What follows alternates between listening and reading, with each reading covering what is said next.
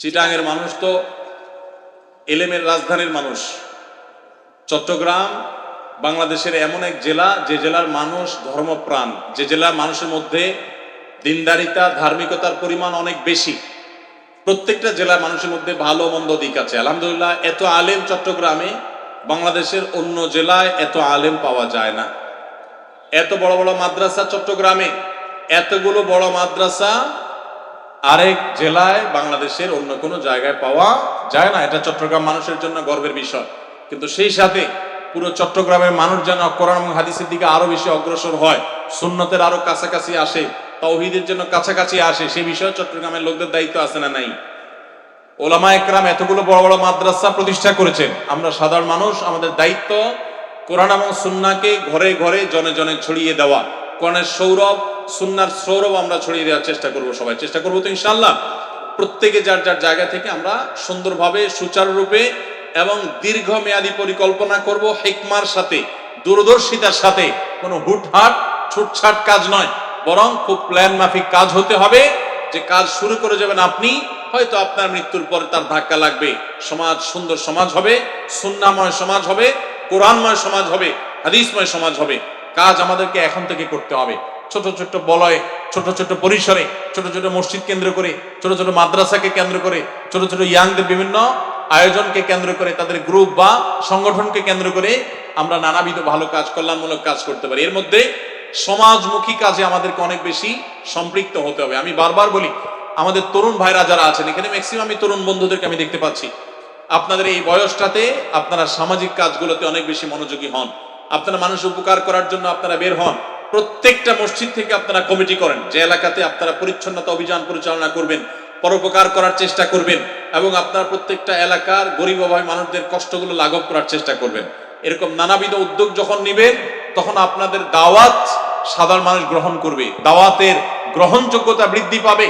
আমাদের প্রিয় নবী সাল্লাল্লাহু আলাইহি সাল্লাম নবী হয়েছেন পরে, তার নবুয়ত প্রাপ্তির আগে তিনি গোটা মক্কার মানুষের কাছে আল আমিন উপাধিতে ভূষিত হয়েছেন। আগে সবার কাছে তিনি বিশ্বস্ত হয়েছেন। তার শত্রু তাকে বিশ্বাস করত যে এই লোকটাকে বিশ্বাস করা যায়। আপনারা জানেন, আমাদের প্রিয় নবী সাল্লাল্লাহু আলাইহি সাল্লাম মক্কা থেকে হিজরত করে যখন মদিনায় আসলেন, আসার সময় তিনি আলী রাদিয়াল্লাহু তাআলা আনহুকে ডেকে তাকে কিছু সম্পদ বুঝিয়ে দিয়ে বললেন, এটা অমুকের, এটা তমুকের, এটা অমুকের স্বর্ণ, অমুকের রূপা, অমুকের অর্থকড়ি, অমুকের সম্পদ। সেগুলো আলীকে বুঝাই দিয়ে বললেন, তুমি আমি চলে যাওয়ার পর 3 দিন পর্যন্ত তুমি মক্কায় থেকে এগুলো সবগুলো যার যারটা তাকে বুঝাই দিয়ে তারপর তুমি মদিনায় আমার পেছনে এসে আমার সাথে যোগ দিবা। দেখুন, যেই মক্কার মানুষের অত্যাচারে অতিষ্ঠ হয়ে, যাদের জুলুমে, নির্যাতনে, নিষ্পেষণে অতিষ্ঠ হয়ে আল্লাহর নির্দেশে হিজরত করে মক্কা ছেড়ে চলে যেতে হচ্ছে, সেই শত্রুরা, সেই খারাপ মানুষগুলো পর্যন্ত তাদের সম্পদ রক্ষিত করার জন্য, সংরক্ষণ করার জন্য, তাদের সম্পদ জমা রাখবার জন্য যেই লোকটাকে সবচেয়ে বেশি বিশ্বস্ত মনে করত, সবচেয়ে বিশ্বস্ত ব্যাংক মনে করত যাকে, তার নাম ছিল কি? মুহাম্মদ সাল্লাল্লাহু আলাইহি সাল্লাম। এখন আজকে আমাদের অবস্থা কি বলেন? আমরা নিজেরাই, আমরা আমাদের নিজের বাপ মা, ভাই বোনের কাছে, স্বামী স্ত্রী পরস্পরের কাছে পর্যন্ত বিশ্বাসযোগ্য হতে পারি না। স্বামী স্ত্রীকে বিশ্বাস করতে কষ্ট পায়, ভরসা পায় না। ভাই বোনকে বিশ্বাস করতে ভরসা পায় না। মুসলমানরা বিশ্বাস করতে ভরসা পায় না।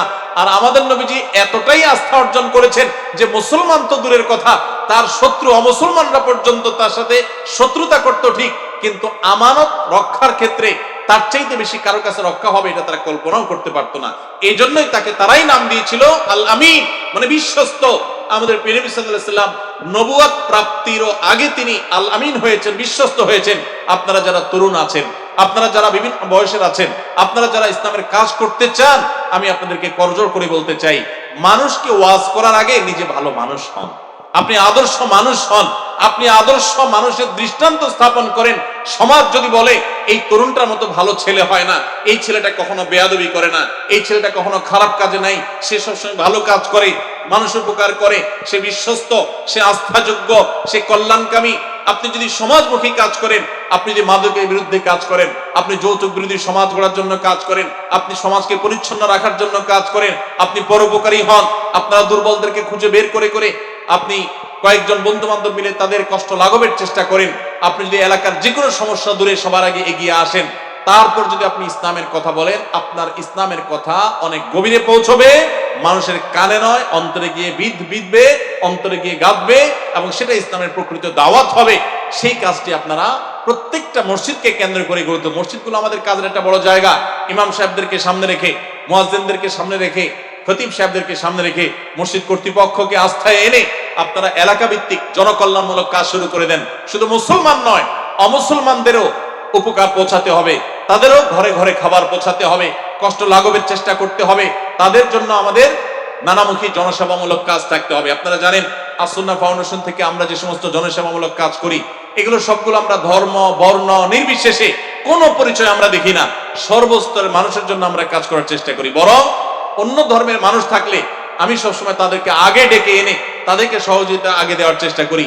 আমরা 2022-এর যে বন্যায় সিলেটে 1000 মেট্রিক টন খাবার আমরা খাদ্য সামগ্রী বিতরণ করেছি, এবং আরো যে প্রায় 18 কোটি টাকার ত্রাণ আমরা সামগ্রী বিতরণ করেছি, সেখানে আমি নিজে উপস্থিত হয়ে যখন খাদ্য সামগ্রী বিতরণ করতে শুরু করলাম, আমাকে বলা হলো যে পাশের গ্রামটাতে সব হিন্দু।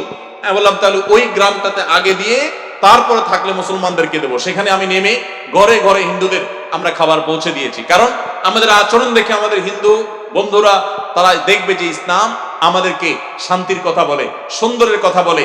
আমি আপনাদেরকে উদাত্ত আহ্বান রাখতে চাই, আপনার আদর্শ চট্টগ্রাম, আদর্শ বাংলাদেশ, আদর্শ শহর, আদর্শ নগর গড়ে তোলবার জন্য আপনারা যুবকরা সম্মিলিতভাবে ভালো কাজগুলো করেন। আজকে কিশোর গ্যাং নিয়ে আমাদের আইন শৃঙ্খলা রক্ষাকারী বাহিনী, আমাদের প্রশাসন কর্তৃপক্ষ তারা গলদঘর্ম হয়ে যাচ্ছেন। এগুলো নিয়ন্ত্রণ করতে গিয়ে তাদের কষ্ট হয়ে যাচ্ছে, হিমশিম খেয়ে যাচ্ছেন। কেন এগুলো হচ্ছে? কারণ আজকে ধর্মীয় শিক্ষা আমাদের শিক্ষা থেকে, আমাদের পাঠ্যপুস্তক থেকে, আমাদের পরিবার থেকে, আমাদের মা বাপ থেকে, আমাদের ঘর দুয়ার থেকে, এমনকি আমাদের বিভিন্ন গুরুত্বপূর্ণ যেখান থেকে আদর্শ পাওয়ার কথা সেই জায়গাগুলো থেকে হারিয়ে যাচ্ছে, যার কারণে আজকে আমাদের যুবকরা বকে যাচ্ছে। এজন্য আমরা সবাই কল্যাণমূলক কাজে অগ্রসর হব তো ইনশাআল্লাহ।